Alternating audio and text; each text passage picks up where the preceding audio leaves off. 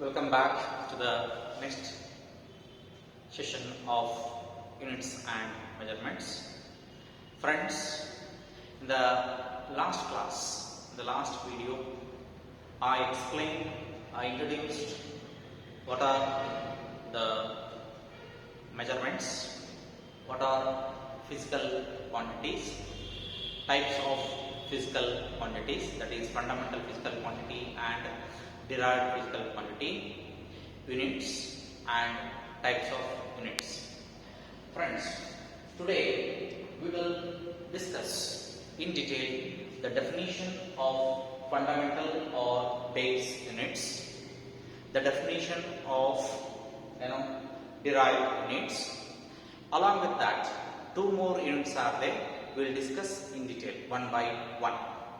Then first and foremost, what are fundamental units or what are base units? These are the units obtained for the measurements of fundamental physical quantity. If I write the definition of this, it is the unit. It is the unit obtained for the measurement of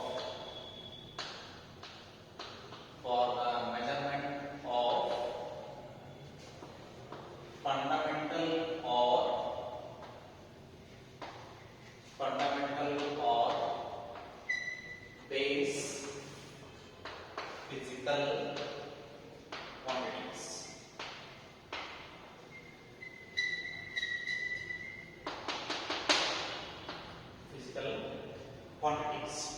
Yesterday only I give some fundamental base units, base quantities, that is length, mass, time, etc.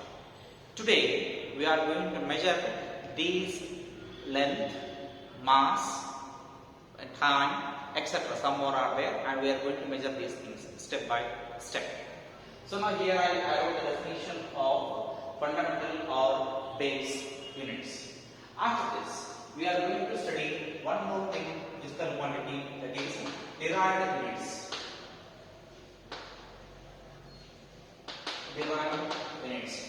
What are the derived units? Yesterday only I said fundamental are the fundamental only or the base physical quantities.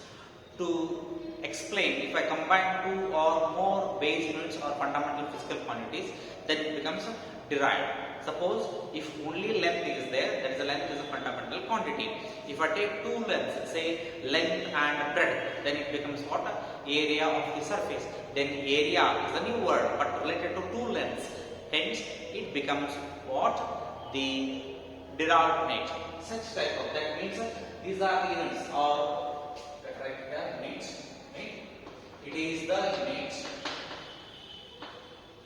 the unit obtained for the measurement of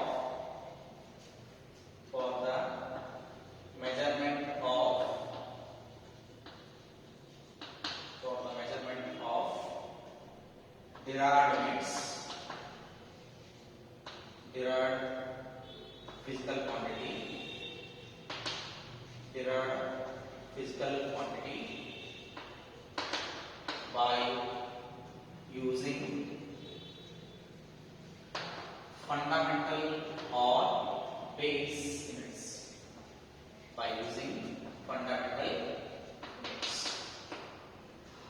Or you can write with the help of base units, with the help of using combined combination of two base units or fundamental units will give rise to what? The derived units. After this, along with this, we have two more definitions, that is supplementary units.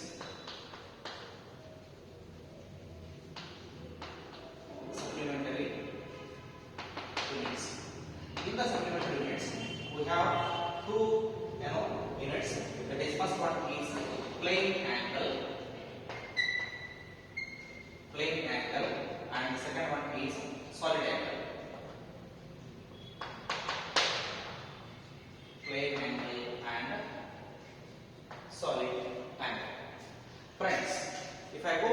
detail with step by step, that is fundamental base units.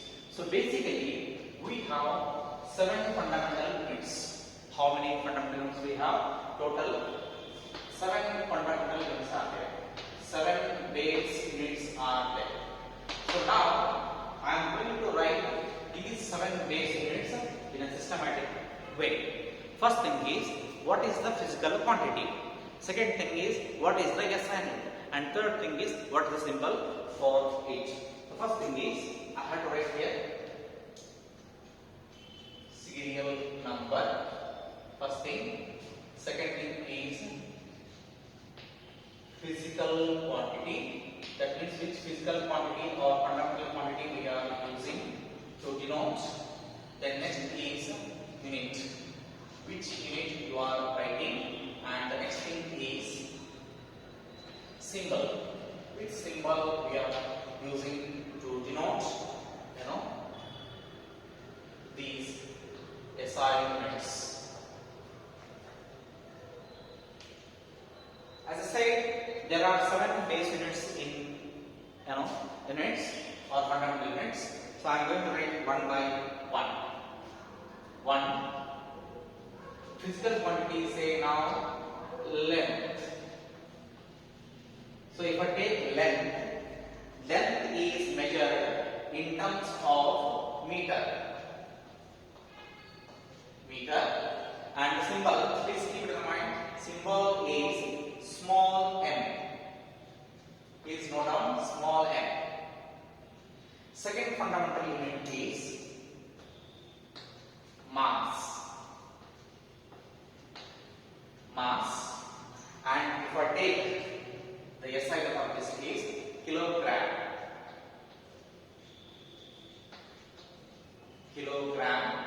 And if I write the symbol of this, then it becomes small k, small g, kg. Then next thing is 0.3 or base unit 3, length, mass. Next one is time. Then if I write the time and its SI unit becomes second. SECOND, second. Symbol is small s. Then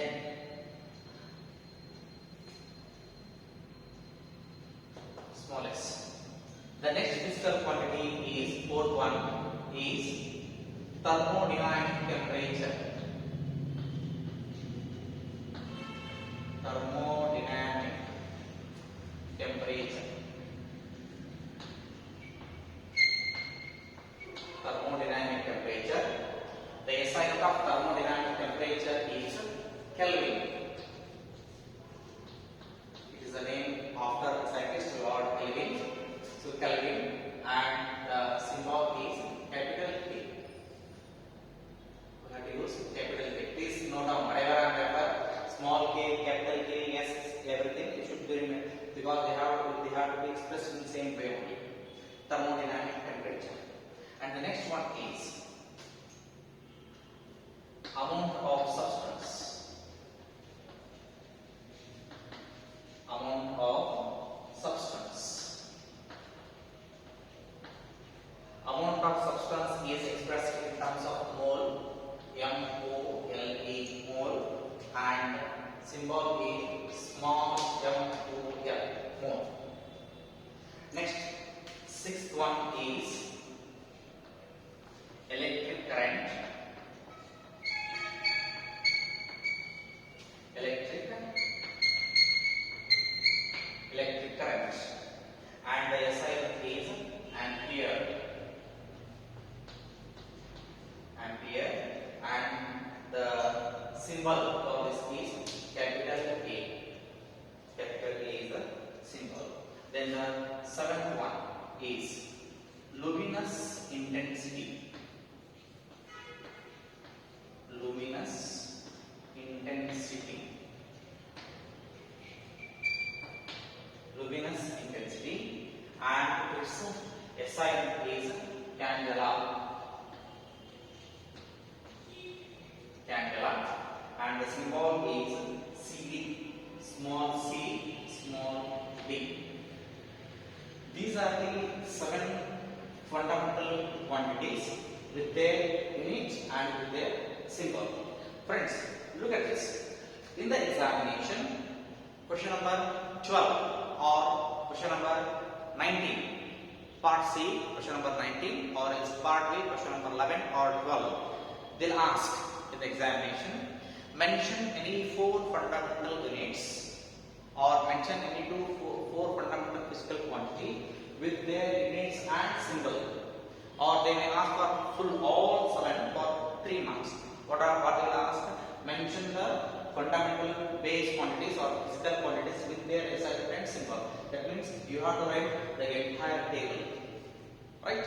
So once you write all the table, then you get 3 marks. And this chapter is meant for 4 marks. So length is measured in terms of meter, symbol is m, mass is measured in terms of kilogram, SI is kg, time is measured in terms of second, symbol is small s. Next one, thermodynamic temperature is there, measured in terms of Kelvin, and K is there. Amount of substance is measured in terms of mole, and symbol is MOL. And electric current is measured in terms of ampere, symbol is capital A. Then the luminous intensity. Luminous intensity means just glow bulb. If bulb is glowing, then look at that. It is sending the water light, and that light, how much light is coming from the bulb or glowing bulb, that is called as intensity. So now that intensity, if it is luminescence process, then it's called as a luminous intensity, or just a glowing of a tube light, that is a luminous light. So luminous intensity, and it's measured in terms of candela, and symbol small c, small d. Don't use any uppercase or lowercase. Be precise with your handwriting. Wherever I say small, you have to write small only. Wherever I say capital K, you have to write capital only. So these are the 7 base units. Suppose if I put the remaining 2 supplementary units, as I said, plane angle and solid angle, let's study those 2 angles now.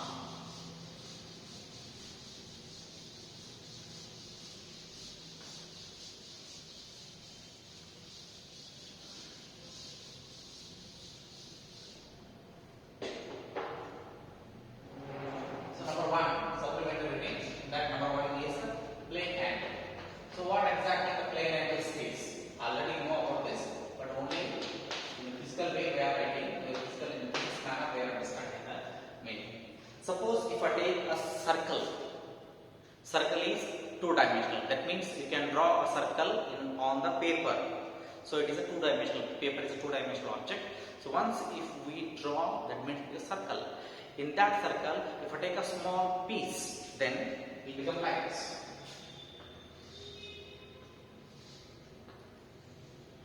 Look at this. Entire big circle is there of circumference 2 pi r. And in that I have taken very small angle, very small part. Then r is the radius, ds is the length of the arc. Then at the center, these 2 radii subtends an angle, say theta. I repeat, this subtends an angle theta. Now afterwards, once if this subtends an angle theta, then already know what is angle. Angle is what? Angle is the it is a point subtended when 2 lines starting their journey from the same point. So O is the same point. 2 lines are starting their journey and within different directions. So different directions are there moving, and they subtends an angle theta. Then if I define this theta, then theta is equal to, in some book they use d theta. So that means small angle. If I take total theta, then it becomes 360 degree circle. So d theta is equal to ds by r. ds is the length of the r. r is the radius of the circle. Then plane angle is measured in terms of radian. So here I write as I make. Plane angle is measured in terms of radian, and the symbol of radian is small r, small a, small d. Please underline this word radian. Radian is the SI unit of plane angle, and the symbol is RAD. Only this much. Then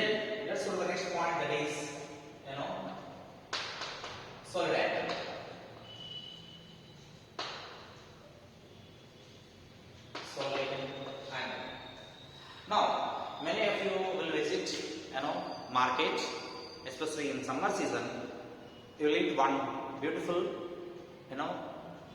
temperature reducing fruit. For that, watermelon. Assume that a watermelon is perfect sphere. Very rare case we see, but assume that perfect sphere. In that, suppose if you ask the seller, what he will say? It is a good quality one, everything. What will you say? Now let me see the taste. How it is inside? What is the nature of the pulp? It is whitish or reddish white or pure red, or whatever you want to see. Then what you will do? You will chop in 4 directions and you give the piece of it. Right? So in that piece, whatever you see the tip, that it becomes a solid angle. That means plane means what? Actually 2 plane. But if you take in 3 dimensional, then it becomes solid angle. That means it is a taken part, a part of the solid. Then let me draw that. We will understand it better way. Let's take a simple circle. One thing. Then draw 4 lines of different size. Look at this. These 4 lines are there. I am going to join one by one. This join to here, this join to here, this join to here, then this join to here.